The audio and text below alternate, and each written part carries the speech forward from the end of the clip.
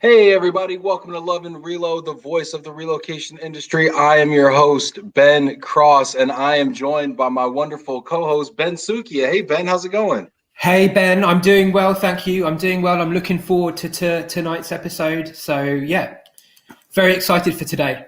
Dude, I'm pumped, and I had so much fun with Candace yesterday. I thought she was tremendous, dude. I think you and Renee did a phenomenal job booking her yesterday. What did you think of the program? I thought it was good. I thought it was a great entry point. Just good. I'm like tremendous. You're like, it was all right. You know, in the UK, we're very downbeat. We like to play things down. Like good is actually the highest level of compliment that we have here. So just and Americans are buying like inflatable things from the side of the road to do this all the time, right? When it's a Wednesday. Usually okay is good. So good is like amazing for you guys. So that's the big difference culturally we have over here. Good for Ben is tremendous for Ben. And so anyway, so we have an show today for you guys. No, but before we get to that, it's Africa Week, everybody. I'm super pumped about it. And Ben is mildly excited, and then so anyway, real quick though, before we get into Africa Week, couple real quick reminders. Hey everybody, hit that like button, throw a little heart out to Ben in the UK and our guest today in Africa. Also, please, this show is only as good as you are, so no pressure, but put a comment in the comments and let us know who you are, where you are, what you're doing, what you're up to. We love to hear questions as well. So this is your opportunity to kind of get a glimpse into to Africa, and we're talking about moving today, which that's right. Yeah, I'm excited. I want to dedicate this show actually to one of our favorites, Janet, because I know when we were planning this, we all had a certain day that we were quite excited about, and you mentioned, and Janet, you know, her eyes lit up like my Christmas tree when we talked about doing a moving episode. So this one's for Janet. And I think it's going to be a really exciting show. We've got two great characters as well coming up. That was nice. You know what? Yeah, Janet, this one's for you, Janet, okay? So I hope it goes well. Real quick, before we get into it, let's thank our sponsors real quick here. As you all know, or as you may or may not know, all of our sponsorships today go to benefit Mercy Joy Ministries. So real quick, shout out to IAM. The International Association of Movers has more than 140 member companies who call Africa home. And we are proud to support the charity Mercy Joy Ministries in their mission to serve needy children in Uganda. Shout out to Chuck White, the president of IAM. Shout out to William Wiggins, who runs Mercy Joy Ministries, and his wife, Allison, who put that thing together. This week, we have raised $2,500 to benefit Mercy Joy Ministries. That's going to put 5 kids through vocational school. Is going to change their life for the better. If you want to sponsor a child, don't forget down at the bottom, Mercy Joy Ministries website, mercyjoyministries.org. 100% of those proceeds go to help kids in Uganda. So awesome. I'm so excited we're doing that today. We got a couple people coming in. Before we introduce the guests, let's get some shout outs here. We got Mike Quigley. Hi guys. Very original Mike. I'm sure it's going to get better. Mena from Dubai checking in. What's up, man? It's been a while. This is good. She likes the time zone, I think. Moving's Janet's favorite topic. Word. Stacy, looking forward to an amazing show. Stacy, thank you so much for helping out. Roman Zelichenko throwing a heart out to the two Bens and your guests today. Thanks, guys, for sharing this important information. Hey, Roman's a great dude. Always a great supporter. Good to see you, Roman. René Stegmann, so excited to listen to this show. Renee, thank you, Renee. Renee was a huge part of this process with you, Ben. Absolutely. For people that didn't tune in yesterday, can you tell everybody kind of how this all came to be, the Africa Week? Renee, quite simply, is the brains behind the operation. I mean, you and I are fronting it kind of visibly, but Renee is the person that has all the contacts. She and I had a lot of discussions about who we thought would be right, who would be entertaining, who would be insightful, who would provide us with the knowledge. So real huge shout out to Renee for all the hard work that she's put into making this week happen. Without her, it wouldn't be happening. Simple as that. Yeah. Thank you, Renee, my patron saint of global mobility for the African continent. Appreciate you so much. Hey, keep those comments and questions coming here. We're going to give shout outs here. Barbara Hale from Deluxe Suites. What's up, Barb? Good to see you. Tim Quirk, hey, B&B from the best doctors in the East. I don't even understand that. Western New York in the house. Gabby Bachhuber, a must-see show today and the rest of the week right here. Shout out to Ben and Ben, all the great guests checking in from Wisconsin. Gabby had some phenomenal questions and comments yesterday. I know she's looking forward to the immigration hour on Friday. Please keep those moving questions coming today and those comments. What's up? Holler, Jenny from Columbus. Love from the snowy mountains in Switzerland. Mark Moose. What's up, Mark? Drive safe. Mark always watches us when he's coming back from a survey an hour and a half away in France. So drive safe, buddy. Justinia, hi from Germany. Hi, Justina. Awesome. Hey, how about this? Without further ado, Ben, you want to introduce our guest today? I'm looking forward to this one. I think we've got a couple of characters, Ben, and sometimes people say we don't know what to expect from Ben. I think tonight Ben Cross is going to be saying, I didn't know what to expect from these two guys. Let me introduce Rolf Lamers, who's the CEO of Kings International, and Kim Becker, who is the CEO of Africa Mobility Services. Welcome. Hey, to see you. welcome. Hi, guys. How are you both doing tonight? Very good, thank you. Cool. They're so reserved, Ben. So far, I'm a little underwhelmed. They're playing you, Ben. They're playing you. Go ahead. They're slow playing me. Is this how the rest of the world is? They're all like a little downbeat. Okay, no. But real quick, I want to know where in the world you are, because I've been guilty of this all week. Africa, we talk about the continent as if it's a homogenous kind of single place. Where are you in the world right now, Kim? Okay, so all right, Kim first. I'm in Johannesburg in South Africa, which is in the middle of South Africa, about 2 hours flight from Cape Town, where Rolf is, and he'll introduce himself. Hey, Rolf. Yeah. So where are you? Hi there, guys. Yeah, so I'm the chap sitting at the bottom of the continent, looking up towards Kim. Looking up to Kim. Yeah. Very good. And 60% of the business in South Africa is done in Johannesburg. So don't let Rolf or René fool you. We'll let him get away with that for now. But the business is definitely moving coastal, and we do live in the most beautiful city in Cape Town. So yeah, I'm pretty happy being where I am, watching Kim do 60% of the work, and I'm sitting back and chilling. That's great. That's great. So I'm a mover here in the States, right? And so I'm kind of interested, as is Janet, right? And I look forward to hearing Janet's questions and hear all your questions also about moving and logistics in the continent. But help me understand the scope of your operations, if you don't mind, and I guess we can kind of go one at a time, just because I'd like to understand a little bit about where you service and what you do. Rolf, let's start with you this time. Yeah, thank you. So we're a South African company based only in South Africa, and our forte really is looking after the southern tip of the continent. So we would take care of anything into and out of South Africa, where Kim, and he'll obviously elaborate to his part of the business, but they concentrate on the entire continent. So, there's often a bit of a misconception that South Africa is kind of like South America. It's kind of the bottom half of the African continent, so to speak. But in fact, it's a country, it's a republic all on its own, and we have our own rules and each country within Africa. I mean, Kim will elaborate how many different countries there are.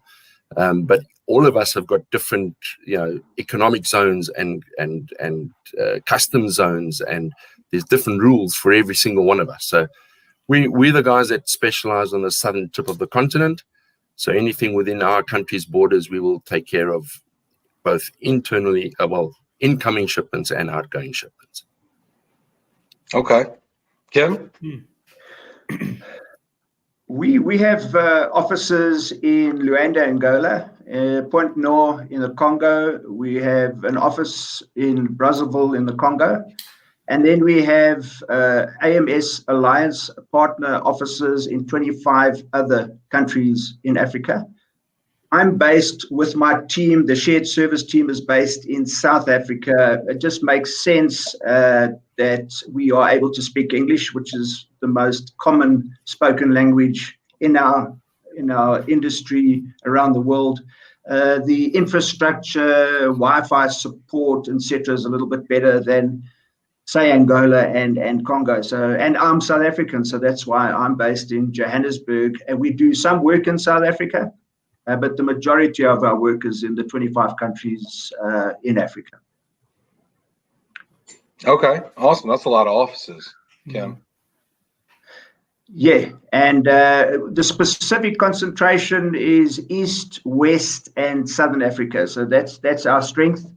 The sort of French territories we leave to the competition. We will do work there, but the concentration is East, West, and Southern Africa. We dabble a bit in Egypt and Morocco, which is our two northern alliance partners. Sookia, I'm going to let you go here, but we got a couple comments here, and I just want to get to all of them. Please leave questions here. I'd love to hear your questions and thoughts about shipping and logistics in Africa. It sounds like we've got some experts that cover the entire continent here between Kim and Rolf. Let's see here. We've got some comments here. Let's see. Greetings from Rwanda. Hey, what's up? How's it going? I think she's up in your neck of the woods there, Sookia. She is. She's a good friend of mine. Hey, Naran. All right. Well, I guess that's your friend then. I guess she's sitting on your side of the chapel there. Renee, Cape Town, the best location in the world. Interesting. So is there a little bit of rivalry between Cape Town and Joburg, or no? It's all good. You can answer that. Take off the gloves, Jen. Like, Americans always want to see a good fight. So yeah, take off the gloves, guys.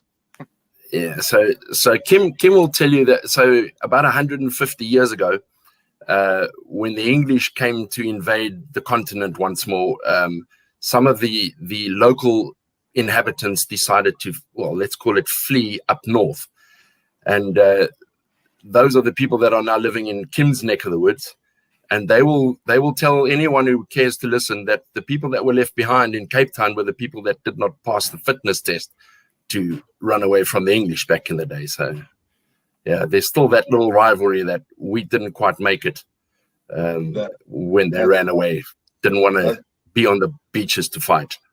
That's funny. As a person who also did not pass the fitness test, I find that I sympathize with you very much. Here, let's see. We got a couple more comments. We got some questions, and then I'm going to let Sookia take it. Valerie McKenzie from Deluxe. What's up? Renee's wanting to hear stories too, so don't play it down. Don't play it straight, guys. All right, we're having some fun tonight here. Let's hear some stories here. All right, Renee wants to hear what locations give you the biggest headaches. Kim, I'm going to start with you. Probably every location in Africa has it. Spoken like a true mover. Okay, every location gives me headaches. All right. Yeah. Look, the countries with the biggest challenges would be Nigeria. First of all, getting your container into the port and then delivered, and vice versa, getting your container out of the port and delivered, as well as all the customs regulations, etc. And if you want to do yourself a favor, just to have a look at the port and the carnage there is outside, the kilometers and kilometers of trucks that are standing with containers in the back to get gated. And I visited the port personally, and I can't explain to you that there are some post-Second World War trucks, Leyland trucks, that they still use to deliver these containers. So that's one of the challenges that we have. From Angola. Can we talk about this container situation just for a second? And I want to hear about the other challenges, but I want to take a deep dive into this, okay? Because we got an hour here, guys. So we're gonna get deep here, okay? But I want to understand with this Nigeria situation, because Candace told us yesterday that Nigeria is one of the most high traffic areas out there, probably South Africa, in the continent. And so what causes this carnage, to use your words, at the port? Is it just a high volume, lack of infrastructure? Is there efficiencies and processes that are problems? Is there politics? Is there graft? What is it, Kim? This time around, it's specifically the COVID situation, which has caused a lot of the port staff to be working at 50% capacity, and I don't want to be disrespectful to the Nigerians, but they probably could push it up to about 70% when it's normal. The infrastructure is very manual. So if you had to go and visit the port office, there's hundreds of guys running around with pieces of paper, waving their pieces of paper so that somebody gets the attention at the port office and they can get their documentation signed. So that is the challenge. And then, of course, there's been a lot of writing against the current government. There's this guys waving papers at people at the port. That's how we're doing this right now? Yes. There's guys like trick-or-treating. There's guys like it's the mercantile exchange, like they're selling pork bellies and waving papers at people. The old stock exchange, you used to wave your sale and with your piece of paper. It's exactly like that. And they're waving stuff and they're wearing the smock. The most amazing thing is that while it takes a while, it works. It's the most incredible situation. And it's wave paper in my face long enough, it's going to work too. I mean, I get that. I'm just like, there's got to be a way, though. I mean, there's a person for each piece of paper. If somebody's got to wave the paper, you need one person per page. Therefore, I mean, there's a lot of people. I can't even imagine. You got no stacks. You got no stacks of paper. It's a person per page. It's a mob. I'm sorry. It's incredible, but it works. And yes, there are delays at the moment, but the system works. It's unbelievable. Oh man. Okay. So you're talking about now what did you say? Angola after this? We just unpack Nigeria. The next one is that if you go into Kenya, all ships go into Mombasa, and then it's recommended that the container is railed through to the inland port of Nairobi. And once again, go to the inland port of Nairobi, and you also have 3 kilometers of trucks all waiting to gate, collect containers, deliver containers. A little bit more organized, still as manual, but it's exactly the same scenario. And the recommendation is we had a client that we needed to get his container through to Cape Town, of all places, from Nairobi 2 Christmases ago, and he needed it to be there before Christmas. And you couldn't find a decent mover in Cape Town, is what you're saying, Kim. No, you're right. And we were all closed. Yes, and the guy felt that by placing the container on the rail and shipping it down or railing it down to the port, rather sending it by truck, would be a lot more efficient. But in that particular instance, it's going to be opened, checked when it's taken, when it's loaded onto the truck, and then it's going to be checked again at the ship. So it's very difficult to explain to an expat and a person who's worked and been in Nairobi, Kenya for the last 3 years. He knows a hell of a lot better than what we do. But it turned out that he took our advice, and one of his colleagues chose the truck route, and we missed Christmas Day by a day. We managed to get his delivery to him on Boxing Day, and I think his colleague only got his container a month later. So one needs to listen to the advice that we give, because we've been around the block. Our men in the field and on the ground in Nairobi and in Lagos in Nigeria know what they're doing, and you just got to believe that we provide the service, and we'll continually keep you informed, and it works. The deliveries take place. I'm really interested in these issues, because when I hear problems, I see opportunities, right? Yeah. And whenever something's hard, frankly, I see margins, right? And there's opportunities for profitability as well in business. Yes. And I wonder though, is this an abnormal situation, or is this the best that it's ever been? Do we see the situation improving? Do we see it worsening? And how are associations, whether it be FIDI or IAM, I'm going to actually plug IAM because they're our sponsor today. How are the associations assisting in some of this carnage, to use your delicate word? I don't think associations like FIDI, IAM have got involved. As I said, the African countries are proud, and whilst it does seem to be a bit cumbersome and slow, I say it again, it works. And how it works, it works, and it works in that environment. It works pretty well, because the client has his consignment loaded and delivered elsewhere in the world, and vice versa.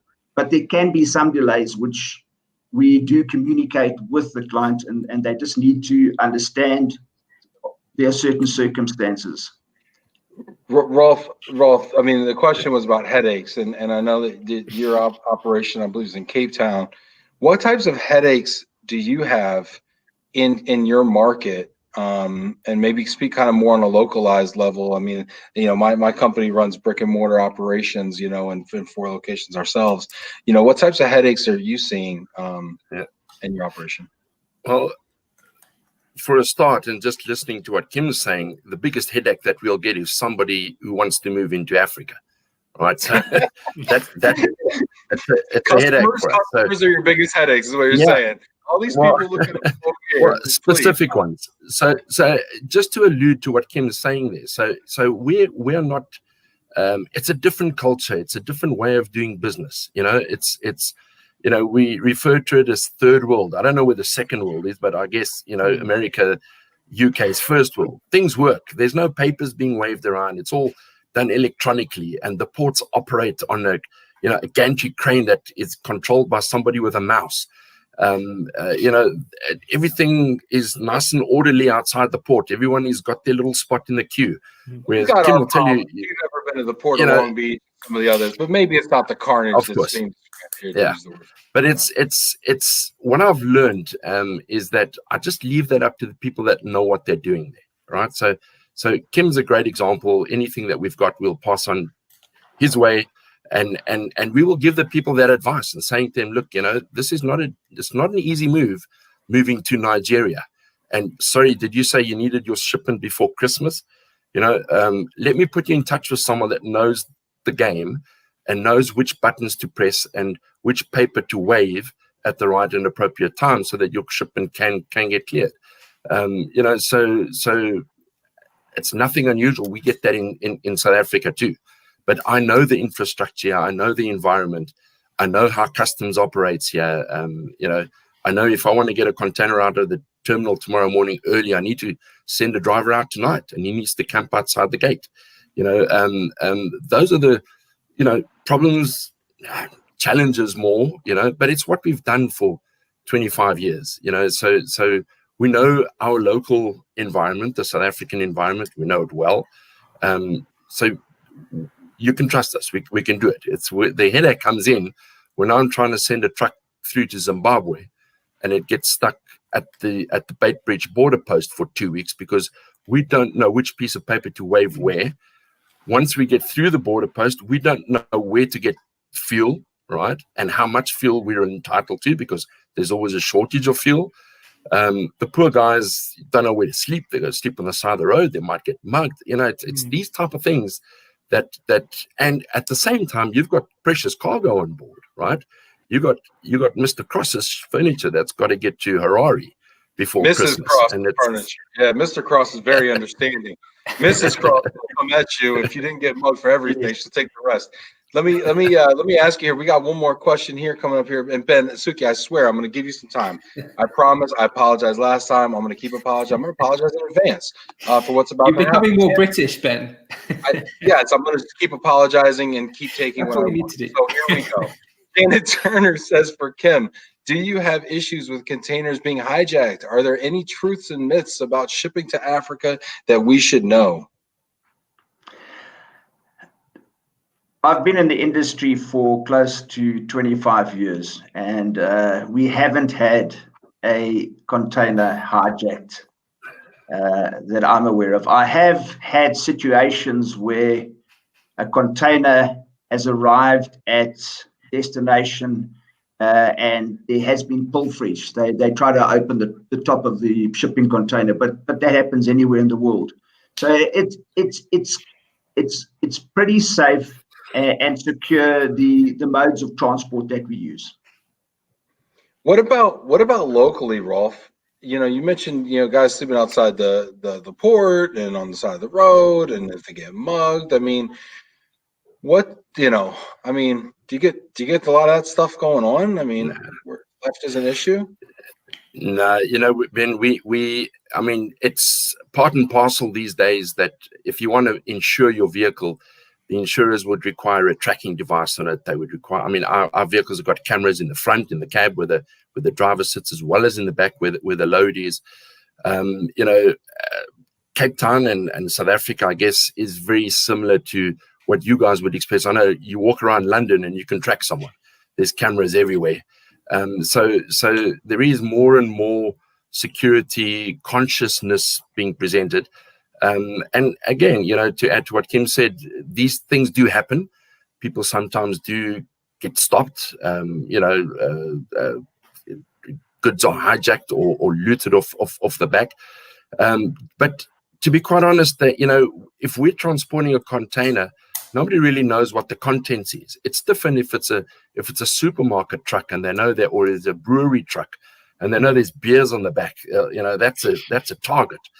A container, it could be empty, it could be full. You don't know. It could have motor parts in it. It could have some Mrs. Cross's secondhand furniture. The person doesn't really know. So I think, there's obviously syndicates and organized crime and things like that going on, and they would certainly not be targeting anybody's personal effects. That's it. If it would happen, it would just be a real random occurrence. It's not something that keeps me awake at night. It's something that I'm aware of could happen, but it's not an issue that is, and I'm touching wood as I say this, 25 years I've owned my business, we haven't had that happen. So, yeah. Okay, we've got a lot of questions along those lines, and I think it's because a lot of our viewers are from the U.S. and other maybe Europe or whatever. We got some great questions here, but Ben, I've been promising for half an hour that I'm gonna let you talk. So no worries, this is all good. I'd like to take you both out of Africa for a few minutes, if that's okay. One of the things that we talked about when we were preparing this is that you both had experiences in countries outside of Africa. Rolf, I think you work with or have dealt with Germany a lot. But maybe if we start, and I'd like to know more about that, but maybe if we start with Kim, because what's really interesting, yesterday we talked about Latin America and South Africa. Kim, you've lived in India, and I'd love to get your comparisons and contrasts as to the experiences and things you learnt, or just how you can compare living and working in India versus your experience in South Africa. And also you had a really funny story involving waterbeds that I think Ben Cross needs to hear about. So maybe we can finish with that. I do love waterbeds. Too much information, Ben. Thanks, Ben. Yes, I was fortunate enough to take an expat assignment running a removal company, a global removal company in India, and I was based in Bangalore. And there are three things that I can share with you. The first thing is that I've never been to such a busy place in my life. There's 1.3 billion people, of which 700,000 to 800,000 are unemployed. They live below the breadline, and how they are able to feed themselves. And the government, I have to give kudos to the Indian government. They provide a lot of food schemes to people that are hungry, and we don't realize the magnitude of it. The second point is that the Indians are a very, very family-oriented group of people. Family values come through very, very strong. Family is the most important part of why they live and work. And the story that I'd like to share with you is that we were moving a German gentleman out of a city called Hyderabad, which is in the center of India. It gets very, very hot, 42, 43 degrees. And my manager in Hyderabad went and did the survey, and he gave me a call and he said, "Sir, I've got a very big problem." I said, "Well, what's the problem?" He says, "Sir, this bed is very heavy, and when I move it, it's got water in it. And how do we move this thing? Because we're professionals. We don't want to show the client that we don't have a clue, because I didn't have a clue either. I mean, how many people have moved a water bed in their life?" So anyway, we researched it. And you have, Ben. Have you really? I bought 2 waterbeds before anyway, long story. It's a different conversation. Yeah. So to cut a long story short, we researched it. Waterbeds are a thing. Oh, they're a thing. Yeah. This was in high school, by the way. Anyway. Sorry, kid. was absolutely flummoxed. I mean, Indians sleep on a little thin mattress on a very hard bed, and they couldn't understand. So anyway, we worked out. We had to call the manufacturer, understand how to take the water out, roll it up. I think we still had it damaged. It got through to Germany, and the account manager was very upset with us. How the heck don't we know how to move a waterbed? I said, the guys don't even know what the heck a waterbed is. They've never seen one in their lives before. Never will. So yeah, that was quite an exciting occurrence. But look, it was very exciting in India. As I said, the values were very, very good. A vast country. We had offices in eight cities around India.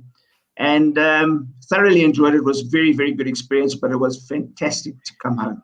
Was it similar to Africa or not? The culture is very different. I'm not a person that can eat spicy food. So being in South India, it was very difficult to find something that wasn't spicy. The folk tend to go out to dinner at 10 o'clock at night with their kids. Late start in the morning. They start at 10, 11 o'clock in the morning. Yeah, it was good, but very different. The infrastructure is quite good, and I must say, from a travel perspective, the hospitality industry, restaurant service and hotel services in India, you can't touch it. Nowhere in the world have I experienced such good service. Well, there's a lot of them to look after you. Wow. Okay. We got some great comments coming in, Ben. I feel like these people are just, these comments are phenomenal here. Fernando and Kimber, that's a great comment, by the way. And I got to tell you, waterbeds make a lot of sense when it's 42, 43, because you let it go. It's cool to the touch. It's a cold bed. You're sleeping on a cold bed, right? It makes a lot of sense. You and I can talk about waterbeds offline. We don't have that kind of weather here. It's very cold, so I've never had the pleasure of using a waterbed, but maybe one day. They might ice up. Okay, moving on. Fernando, it's similar to Africa, so you need to have certified partners that knows how the process works. I tell Ben and Europeans that they take it for granted how things work in Europe and the U.S. Great point here. And then we've got Charles Beatty says, Rolf Lamers, I like the Westham jacket. Look at that. Let's move on the conversation. I don't know what that sign was. I don't know if that was vulgar or what. But, Mark Moose, it's important to ensure the person is firstly willing to adapt, to integrate, and then process of training is much easier and cultural adaptation is more successful here. Let's see what Mark's question was here. I'm over here trying to. Mark says, speaking of cultures and comparisons, Mark Moose says, how do you manage the cultural differences in particular expectations? Rolf, let's go with you. You look like a cultural. Yeah. So I have a German background, so the culture is very much. I only want to hear one click, So we have particular needs and expect those needs to be met. And yes, it's a waterbed. And what do you mean you don't know how to disassemble it? Find a way to do it, So and every culture comes with its own challenges, certain cultures, the husband has every say in the home, but others, again, it's the wife you got to listen to. And it's just every day is a new challenge, I adapt well to the European culture, having worked there, having been raised in a European way. I understand it maybe a little bit better than what I do of the Indian or the Brazilian cultures or the African cultures. But you have to manage it. I mean, to answer the question, you're faced with it. It's like everyday life. If you're a good cricketer, you would face a fast ball and you'd face a spinner, or if you're a baseball player, you need to do the slider and the fast ball and whatever.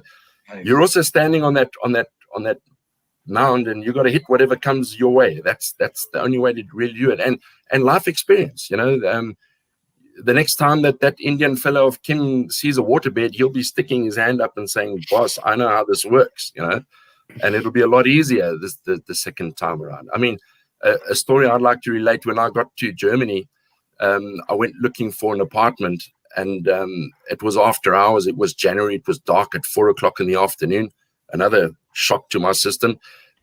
And after work, I went to see this lady, and she was showing me this apartment, and she walked around with a gas light, because all the light fittings had been removed. I mean, if you move in Germany, you take everything with, right? And I looked at this apartment, and I went back outside, and I sat in my car, and you know, when you get this feeling you've missed something, but you just can't quite put your finger on it. And as I was sitting in my car, I realized she never showed me the kitchen. So I went back and I rang the doorbell, and I said to this lady in my best German, you know, I'm sorry to bother you again, but you know, you forgot to show me the kitchen. So she says, but we were in the kitchen. And I said to her, I would have remembered if I was in the kitchen, right? So she takes me into this room, and it's just emptiness, you know. There were taps in the wall that gave it away that there must be a sink somewhere underneath the taps. But when people move in Germany, they take the kitchen. So that's where I get everything. I mean, it's changed over the years. It changes a little bit, because you can imagine from a mover's perspective, right? Mr. Schmidt has got a kitchen, and Mrs. Schmidt wants it, right? It's the piece de resistance of the home. Now you get to the new home. Does that kitchen fit? No way. So you need to understand that you need to get a kitchen fitter, a carpenter, to come and, you know, cut a new top and to fit the cupboards the way that they need to do, and so forth.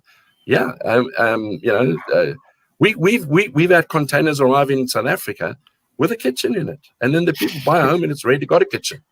So what a waste. Kitchen, I mean, do you mean like the cabinets and like the sink and cupboard. like the cupboards? Oh my gosh! Is that just a German thing, Rolf, or is that other countries as well?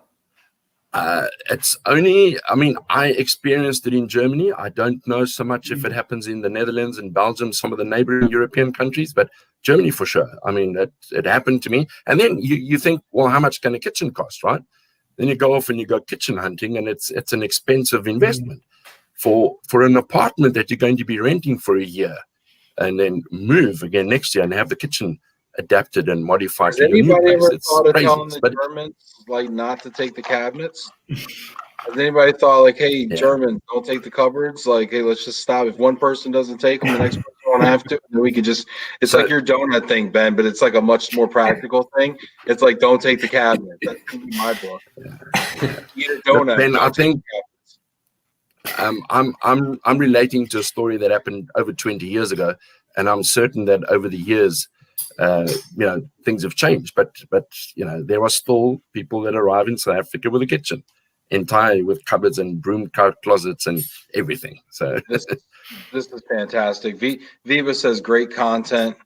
That's great. Noran says interested to hear about any experiences you have working with Sudan and the Sudanese people.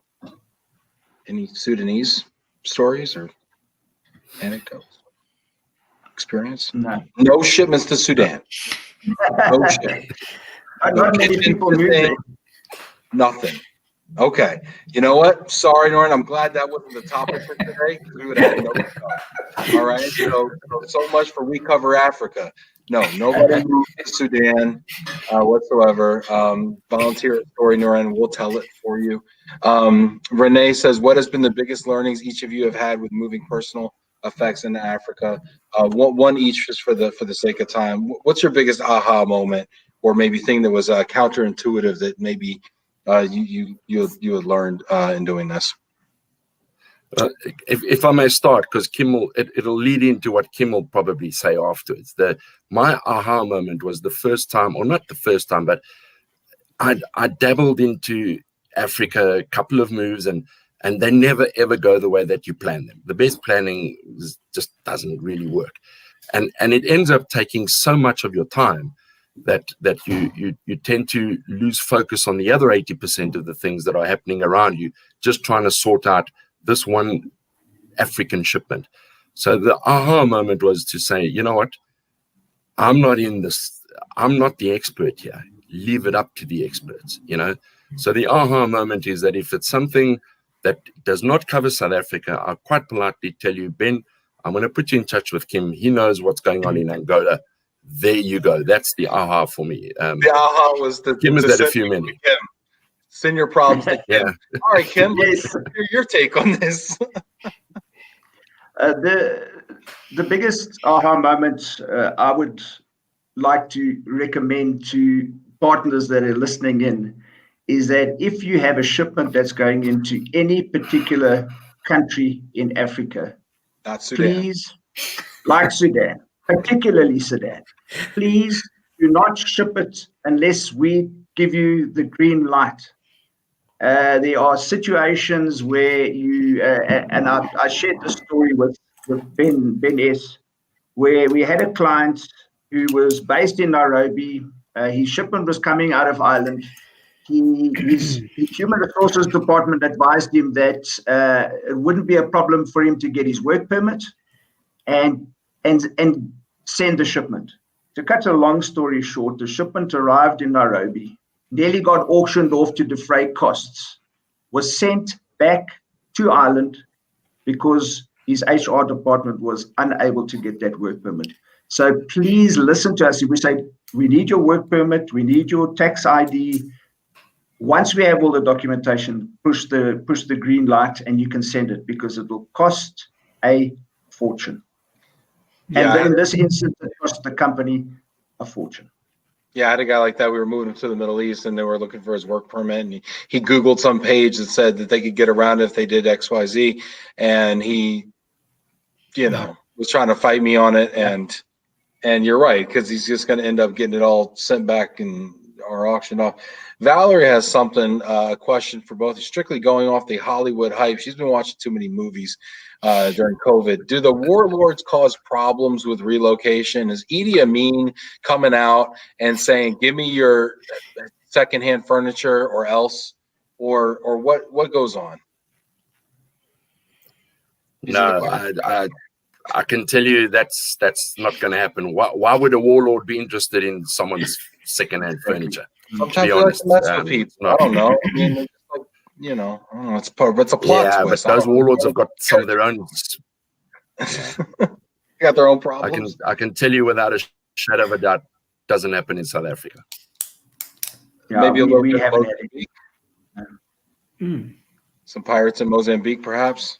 I'd like to ask a question. I know in your questionnaires, both of you referred to how the region is dealing with, I know it's a cliche, but the COVID crisis and the pandemic, and how your business have had to adapt and adjust.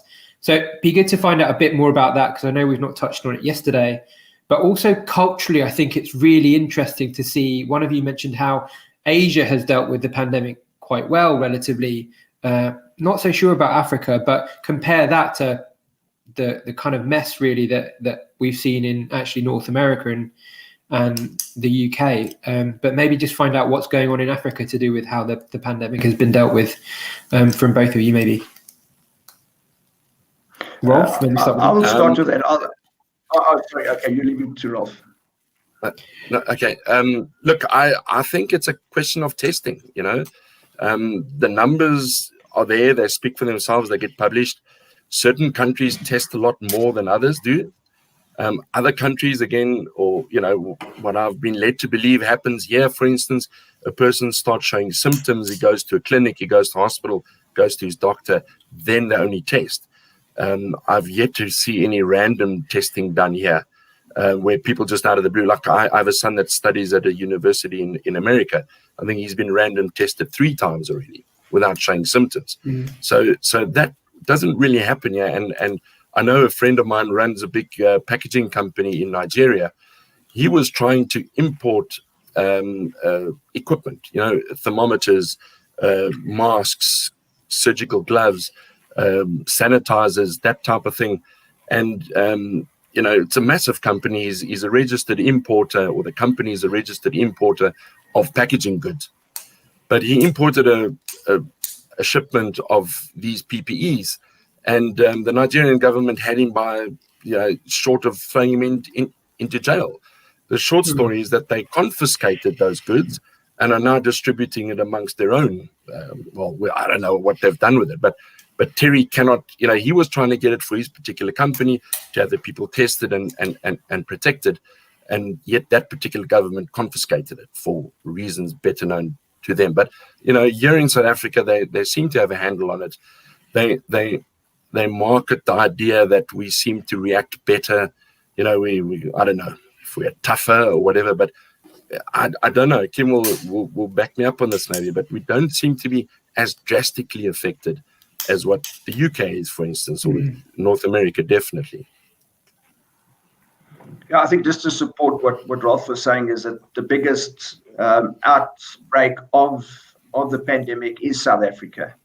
But we since March have been quite disciplined in social distancing, wearing a mask, washing your hands. The second biggest country affected was Egypt, and it's all related to tourism, and you can see the trend.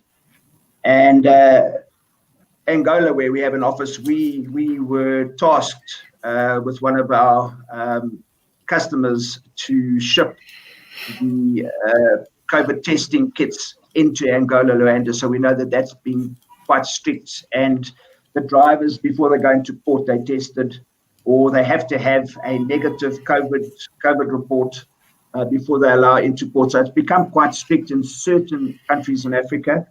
Tanzania, they just denied the fact that there is such a illness, and it's life as usual. When we know there's quite a lot of people dying from whatever. But I'd also like to add just a point of, I suppose it's meaningless information, that there will be more people that will die from malaria in Africa this year than the COVID pandemic. Wow. Let's take this one moment here before we get into the last quarter of our show. Stacy, would you go ahead and put that ad up there for our sponsor today? Our sponsor today is IAM. IAM is the International Association of Movers. They have more than 140 member companies who call Africa home, and they are proud to support the charity Mercy Joy Ministries in their mission to serve needy children in Uganda. This show today and this week for Africa Week has raised $2,500 to support Mercy Joy Ministries. You can go to their website at mercyjoyministries.org, and you can donate to support a child. Highly recommend it. It is a wonderful experience. And thank you so much to IAM, International Association of Movers. Appreciate y'all. Thank you. Yeah, thank you, and thank you for being here. Ben, we've got a couple more comments here. I want to make sure we take care of some people here that are taking care of us and getting involved here. Viva has a great question, actually. And this is a question, again, talking about opportunities in the continent of Africa, right? So, Kim, I'm going to ask you, what place in Africa will be the next hot spot for people moving into? What is the hot destination? Maybe a place that we don't necessarily think of. Yesterday, Candace kind of gave us a top 5. Well, let's prognosticate a bit. Let's look into our crystal ball and let us know where bets are being placed in the continent of Africa. Thanks very much for the question, Viva, and hi. I hope you're having a glass of wine. I know Viva very well. The interesting country at the moment where there's quite a lot of activity and more activity that's going to take place is Ethiopia, Addis in Ethiopia. And then for another reason, and that's because of a recent gas find, is there's quite a lot of activity in Mozambique. So yeah, it's you got the top 5 yesterday. I would say that the top 5 would be Nigeria, Egypt, Kenya, Ethiopia, Ghana to a lesser extent, and then you're going to look at Angola, Mozambique, and maybe the Ivory Coast as far as energy companies concerned. But there is a lot of innovation, and there's a lot of promotion of investment in Addis in Ethiopia. Rolf, are you seeing anything additionally? Yeah, I just wanted to add, maybe not quite the continent of Africa, but it falls under the continent, is Mauritius. So Mauritius made it very... It's a place to be, Ben.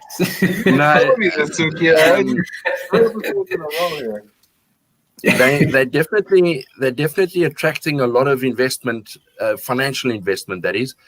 A lot of high net worth individuals are moving across there. Lots of companies, one of our corporate accounts, their head office is moving to Port Louis, Mauritius. And they're going to run the African operations out of Mauritius. I know there's big tax breaks for them. It's a French culture, so very European, and it's beautiful. I mean, you want to go live in a place that's heaven on earth. And the food there is amazing, Ben. The food, I mean, that's a whole episode in itself. We'll talk about that another time. I'm hungry. This is tremendous. Wow. All right, Mauritius. Let's see what René says. René also answered the question with Ivory Coast, Senegal, Ghana, Ethiopia, and Rwanda. Over and above Kenya, South Africa, Nigeria, Ghana, Mozambique, and Egypt. And I think she even kind of doubled down on Rwanda. What's happening in Rwanda? I didn't hear that from either of y'all. Do you know about that one? It's up and coming. You heard it here first. Rwanda. I can support René there in that, as far as the African country showing the greatest economic growth, whilst it's off a small base, is Rwanda. Now we're getting on the Rwanda train. Okay, I see how it is. Viva says, interesting, Rwanda was discussed today in our meeting. So heads up, guys, there's some shipments coming for Rwanda there. Let's see here. And we're getting a suggestion for a show in Mauritius. Let's do it. Ben, we've got to do it. What's it going to take to get me to Mauritius? If I want to go there and I want to do something live on location, Love and Relo Mauritius. You need a co-host for that, definitely. I 100% need a co-host. I knew you were in. What's it going to take to get me there, though? I mean, how much does it cost to get a ticket down there from Detroit, you think? Can we? Probably less than $2,000. It's a long journey. But when you do go, they've introduced, this is the teaser for the immigration day. They've recently introduced a remote work visa for Mauritius. So you could go there for a year. Mrs. Cross, she'll love it. The kids. You hear that, honey? So you can go there for a year, pack your bags. You don't even have to think about going back to Michigan for one whole year. I could do that. And there are tax breaks too if I move my company. There are. I believe so. Yeah. Oh, fantastic! And they have nice haircuts like yours. There, I can get a haircut like yours. Thank you. I like this very much. This is a definite possibility. Mena has a question here, and we're going back. This goes back to the question about shaking papers at people. Okay, so let's go back. Let's put on our shaking papers hat. Okay, so Mena brings up an excellent question. It's good to see you, Mena. I hope you're still watching. She says, how do you see digitization in the global mobility industry? Let's talk about your specific area, right? Moving, logistics. We've heard a lot about blockchain in logistics. We've heard a lot about, digital inventories and virtual surveys and all these fancy buzzwords that we use in our sales presentations to large corporations. But what's really happening? What's reality, and what's the future hold for digitization in your business? If I may start, I have a younger generation Lamers coming through my business, and his first comment was that he needs to get. He refuses to work for a company that is still in the last century, and he started off with a website, right? So the old man said, what do we need a website for? It shows a couple of pictures and confirms the address and telephone number of our business. He's taken that and he's made it more interactive based on the fact that he says, Dad, our generation, we don't want to see this nonsense, right? We want to interact with someone. We don't want to pick up a phone and phone you. We want to find everything that we need, or that we perceive to need, on your website. And that would include, you can do a survey in your own home with a smartphone, and it'll be uploaded onto our website. And tomorrow morning when we wake up, those rooms are there, all cubed and volumed. And there are products in the marketplace that are doing exactly that.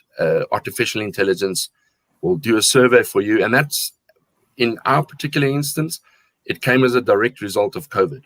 We would have still been sending surveyors out to people's residences and, hello, Mr. Sookia, I'm Rolf from Kings, and nice to meet you, chit-chat, have a cup of tea, measure everything, and then spend 2 hours of your day in traffic coming back to the office to go and calculate what the volume is. How do you Now, think COVID, AI, how do you think artificial intelligence would cube that Christmas tree? I don't know, but it does, and it's actually surprisingly accurate. I had absolutely no trust in AI at all, but I mean, we've done it now, 6 months and counting, and the AI will cube that Christmas tree and every single light that's flashing, and it'll get it right somehow. They've done it. What are you guys using, Yembo, for that, Rolf? Yeah, we're using Yemba. Yeah. Interesting. It's expensive. It's expensive, but they seem to be. Oh, I can't fault it. Let me put it that way.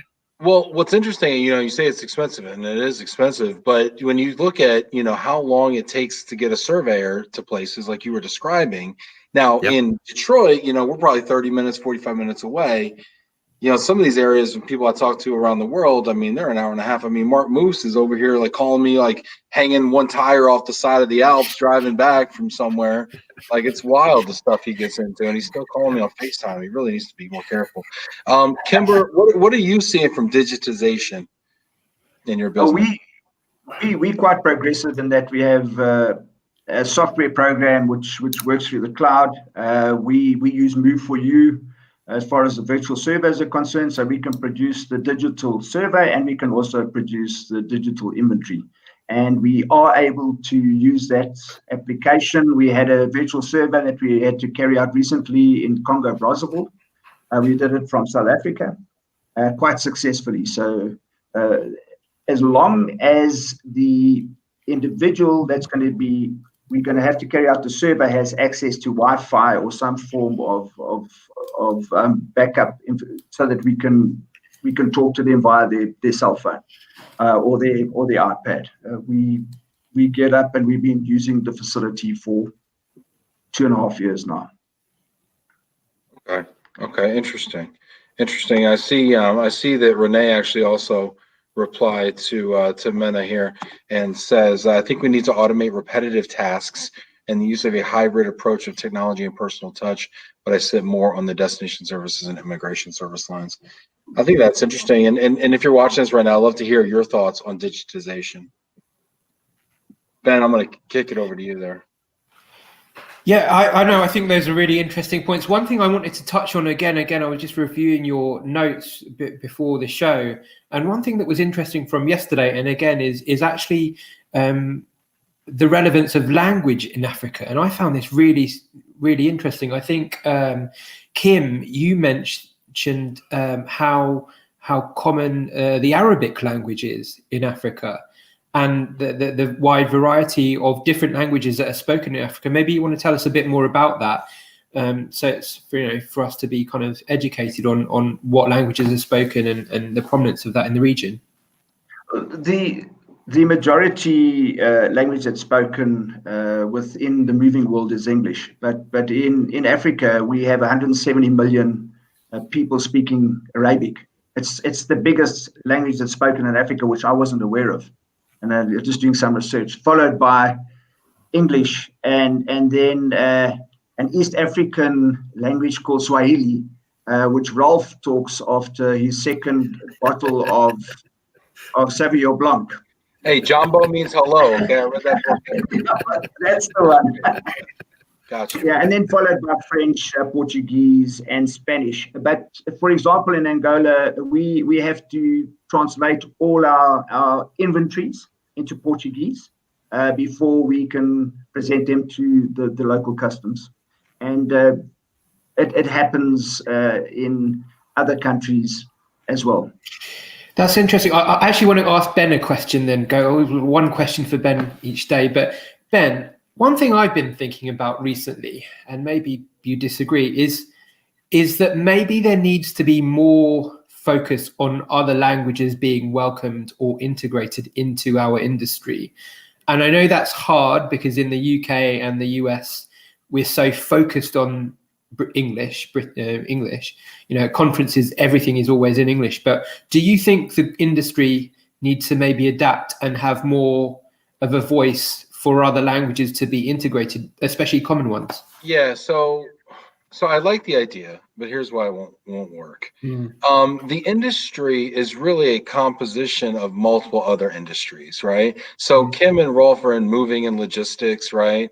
And some people are in real estate, some people are in immigration law. I mean, really disparate industries that find themselves all together in the same room twice a year, and it's kind of odd, right?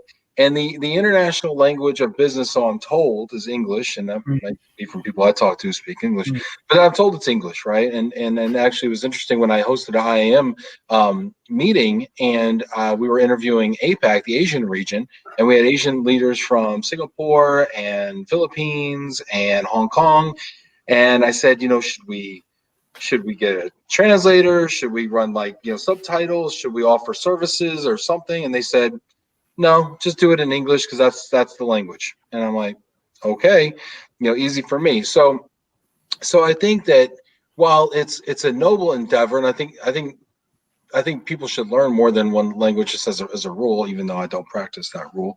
I have lots of rules that I don't actually practice. But I think that it's I don't think it's what would it be? Let me turn it around on you, Ben. What would it be? I think it would be Spanish. I think it would be Spanish or French. I think those I'm pretty sure Spanish is the second most spoken language. What about Chinese? Chinese, actually, it was on the tip of my tongue. Oh, because you said French. Okay. Chinese.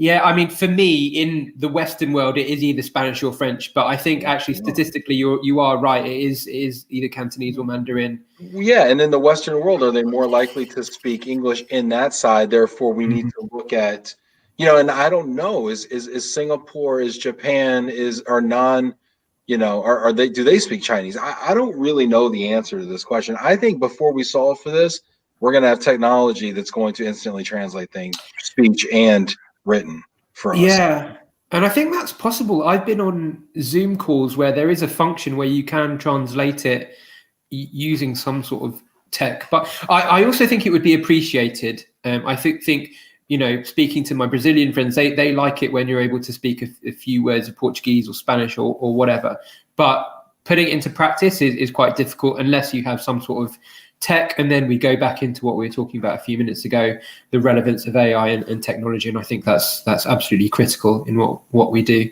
But I do think that's really interesting that Africa is actually, there are so many different languages, and we probably actually assume that people only speak English or maybe Portuguese. So that's quite interesting, Kim. Kim and Rolf, are you conducting business in other languages on a regular basis, or do you need to in order to interface with staff or agents or anything? So we have in our country, there are 10 official languages. 10 official languages. And if you were to go to a court, for instance, or to a police station, you could insist on being spoken to or communicated with in your preferred official language. But generally speaking, English is the language. There are some regional, and those other 10 languages, or the other 9, are relatively regional. So different areas in the country speak a specific language or a specific dialect. But generally speaking, English is the chosen language. In my case, it's beneficial. I can speak German, so if I have a German client, I'll communicate with them in German. But the expectation is to be able to speak English, and everybody does. I mean, you wouldn't get through first grade at school in South Africa if you cannot speak English. That's it. English. Perhaps a segue into a more relevant topic. Kim, did Charnel offer a cheeky glass of wine already? I'm suffering, yeah. Viva, always elevating the conversation, Viva. Thank you very much. Yeah, always. For that. Ben, we're running out of time here, but I want to give you kind of the opportunity to ask the last question or do the last word. The last question. I don't want to do this, but I think we need to give... I don't want to talk about football because my team are playing very badly at the moment, Ben. This is a hard one for me, okay? But I think we have to give props where it's due. And I think we need to hear about Rolf's jacket and his love for his football team that I know that you're quite passionate about as well. Oh, I hope he's wearing pants. Very nice. Very nice. Don't know if you have a favourite African player that played for West Ham before, Rolf, but that's a really impressive jacket. So I just wanted to actually give credit to your jacket, not me.